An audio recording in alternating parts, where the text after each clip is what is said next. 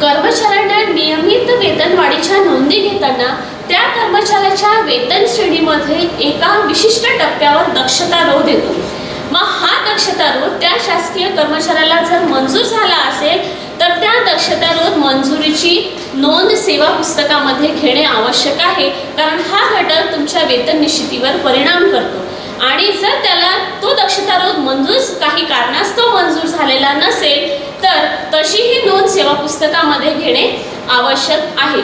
त्याचप्रमाणे जर एखाद्या शासकीय कर्मचाऱ्याच्या उत्कृष्ट कामाबद्दल त्याला आगाऊ वेतनवाढ मंजूर झाली असेल तर अशा आगाऊ वेतनवाढीची नोंदही सेवा पुस्तकामध्ये घ्यावी लागते आणि त्यासोबत त्या आगाऊ वेतनवाढ मंजूर झाल्याचा आदेश क्रमांक आणि दिनांकही त्या नोंदीमध्ये असणे आवश्यक आहे। त्याचप्रमाणे या आवश्यक नोंदीसह कर्मचाऱ्याच्या सेवेमध्ये जे काही चढ उतार होत असतात त्याच्याही नोंदी सेवा पुस्तकामध्ये असणे आवश्यक आहे। जसं एखाद्या कर्मचाऱ्याची बदली झाली असेल, एखाद्या कर्मचाऱ्याला कालबद्ध किंवा आश्वासित प्रगती योजनेचा लाभ मंजूर झाला असेल किंवा एखाद्या कर्मचाऱ्याची एकस्तरमध्ये पदोन्नती किंवा बदली झाली असेल तर अशा नोंदी ह्या महत्त्वाच्या असतात, त्या नोंदी घेणे आवश्यक आहे आणि या नोंदीच्या अनुषंगाने त्याची होणारी वेतन निश्चिती ही सुद्धा सेवा पुस्तकामध्ये घेणे आवश्यक आहे। आता कर्मचाऱ्याची जेव्हा बदली होते, पदोन्नती होते तेव्हा त्या कर्मचाऱ्याची एका ठिकाणाहून दुसऱ्या ठिकाणी बदली होत असताना त्याचा पदग्रहण अवधी सुद्धा सेवा पुस्तकामध्ये लिहिला जातो। मग एका कार्यालयाने कार्यमुक्त केल्याची नोंदही आवश्यक आहे आणि ज्या ठिकाणी त्याची बदली झालेली असेल किंवा ज्या ठिकाणी नियुक्ती झालेली असेल अशा ठिकाणी हजर झाल्याची नोंदही सेवा पुस्तकामध्ये आवश्यक आहे। आता त्यानंतर वेळोवेळी लागणारे वेतन आयोग, या वेतन आयोगानुसार त्या कार्यालयाने केलेल्या वेतन निश्चितीची नोंद सेवा पुस्तकामध्ये घेऊन सक्षम अधिकाऱ्याची त्यावर स्वाक्षरी घेणे तितकेच महत्त्वाचे आहे। त्यानंतर सेवा पुस्तकामध्ये घ्यावयाच्या आवश्यक नोंदीमध्ये शासकीय कर्मचाऱ्याचा रजा लेख, कर्मचाऱ्याने ज्या रजा घेतलेल्या असेल त्या रजाची नोंद घेणे आवश्यक आहे।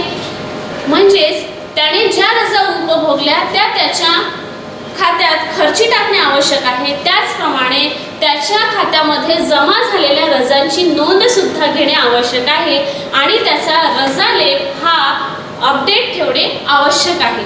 यामध्ये सगळ्यात महत्त्वाचा रजा म्हणजे असाधारण रजा, कारण असाधारण रजा ह्या वेतन निश्चितीवर परिणाम करतात, म्हणून असाधारण रजेची लाल शाईने नोंद घेणे सेवा पुस्तकामध्ये अतिशय आवश्यक आहे। त्यानंतर आहे रजा प्रवास सवलत। शासकीय कर्मचारी आपल्या शासकीय जीवनामध्ये रजा प्रवास सवलत घेत असतो, त्याची नोंद सेवा पुस्तकामध्ये घ्यावी लागते।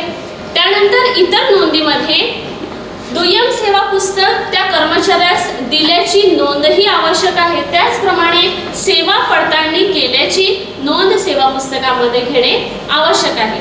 त्यानंतर एक मुद्दा येतो की तो निलंबन। आता जर एखादा कर्मचारी शासकीय सेवेमध्ये निलंबित झाला असेल तर तो निलंबन काळ त्याच्या सेवा पुस्तकामध्ये खतवणे अतिशय आवश्यक आहे। मग तो निलंबन काळ त्या कार्यालयाने कसा क्षमापित केला, जर निलंबित काळ हा कर्तव्य कालावधी म्हणून गणला गेला असेल तर त्याचा वेतन निश्चितीवर परिणाम होणार नाही, परंतु तो निलंबन काळाची नोंद सेवा पुस्तकामध्ये घ्यावी लागेल। पण जर चौकशी अंती जर निलंबन काळ हा निलंबित म्हणून तो कर्मचारी जर दोषी आढळला तर निलंबन काळ हा निलंबित काळ म्हणून धरला जातो आणि त्याची नोंद सेवा पुस्तकामध्ये घेणे आवश्यक आहे, कारण याचा परिणाम वेतन निश्चितीवर होत असतो। आणि अशा प्रकारे निलंबन काळ जमेस धरून पुढील वेतनवाढी नियमित कराव्या आणि त्याची नोंद स्पष्ट सेवा पुस्तकामध्ये घेणे आवश्यक आहे।